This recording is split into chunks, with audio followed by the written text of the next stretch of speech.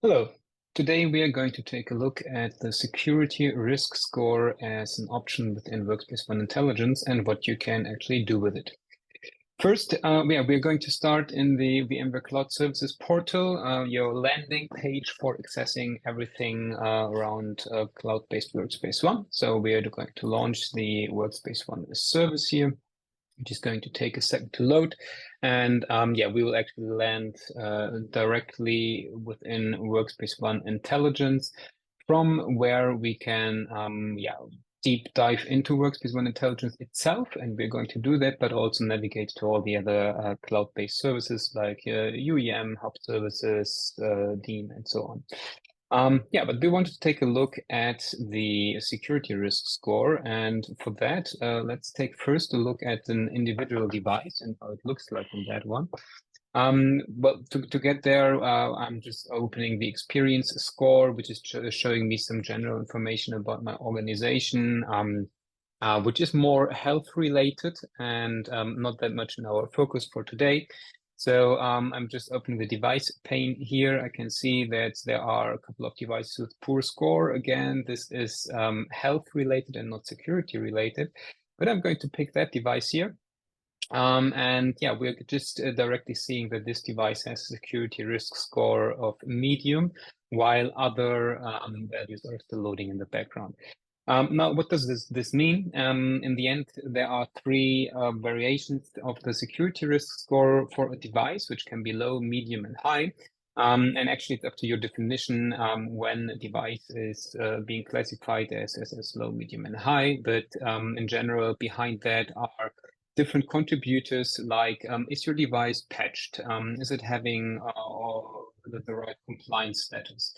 Are there malicious applications on that device? And so on and so on. So that's basically behind the security risk score. This device here has an risk score of medium, means within the last 24 hours, something was not ideal in that context. Maybe, as I said, missing patches, something installed which shouldn't be on that device. Just to dive deeper and find out more about that device, I'm going to the security risk area within intelligence. And while it's loading in the background, I can see here is the devices area, and I'm just going to deep dive. And this gives us already a bit more of an idea of what is going on here. So I can see here a timeline of risk indicators, and this is for the last 7 days, actually. And for example, we have a number of devices with laggard updates and where the application status is not right. I can again dive deeper here and then go on an individual device level and see which device is having issues and what is the background behind it. So here I will find all the information which is related to that device and why the risk indicator in our case here is high. But you will be able to do the same with medium or even low if you want. Of course, all this information can be added into reports, dashboards, widgets, and so on. Now, what I want to show you on top of that is now that we are having that that information, and usually, well, it's good to see that the device is having some security-based problems. But let's build an automation on top of it, which is causing some actions. So I can just click the automate button as you have seen.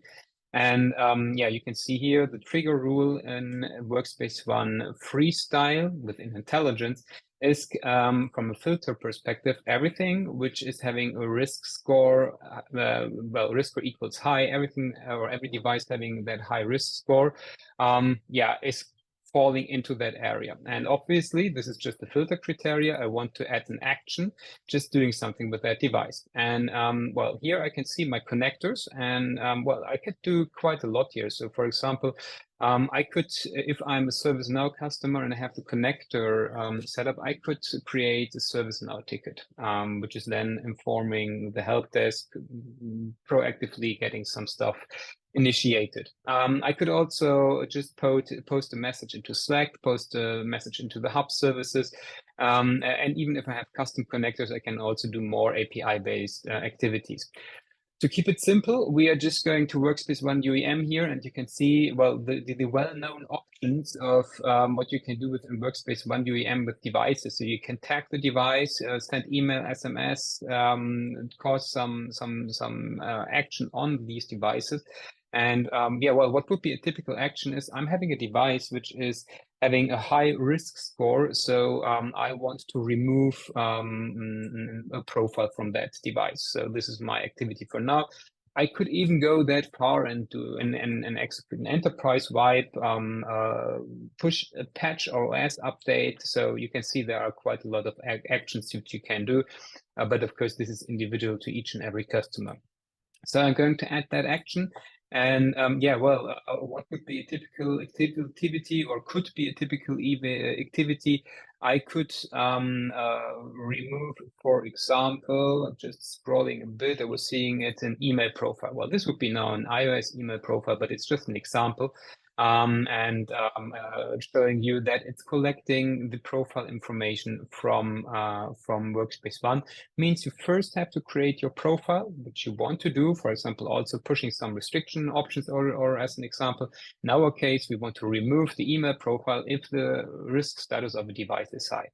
I could add more steps and actions here if I want. For this example, this is enough. Now, another nice feature is if I want to see again which devices are impacted by that automation, I can just refresh this here, get a view, and having here again all the devices where this is going to happen actually. Now that we've created our automation, I can save it as a draft. I could even activate it here with the enable workflow, but I'm not going to do it here. So let's call it test automation into risk score high, something like that, and save it. And yeah, from here within the Freestyle pane, you will then see the automations you have created. This is the one which we've just created here. Again, I can see the impact, but I would also have to activate it, and then it would run according to my set schedule. So I hope this demo was interesting for you, and going to stop now.